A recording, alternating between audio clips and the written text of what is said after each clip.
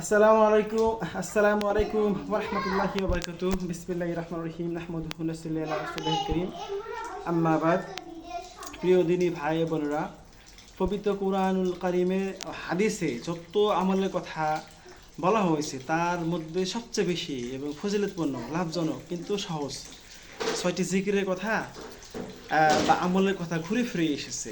তো ১ number point, রাসূল সাল্লাল্লাহু আলাইহি ওয়াসাল্লামের উপর দরুদ পাঠ করা, সালাত এবং সালামের মাধ্যমে। দুই নাম্বার হলো বেশি বেশি ইস্তেগফার করা, বেশি ইস্তেগফার করা। তার ৩ নাম্বার হলো ইয়া জাল জালালি ওয়াল ইকরাম, মানে হে পূর্ণতার অধিকারী, হে বরত্বের অধিকারী, হে দাতা, হে দানশীল, বেশি বেশি পড়া।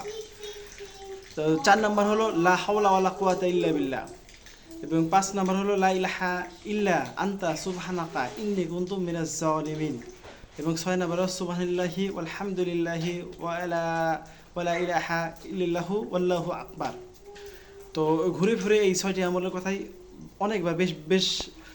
অনেকবারই আসছে। তো আমরা বেশি বেশি করার চেষ্টা করব। আসসালামু আলাইকুম ওয়া রাহমাতুল্লাহি ওয়া বারাকাতুহু।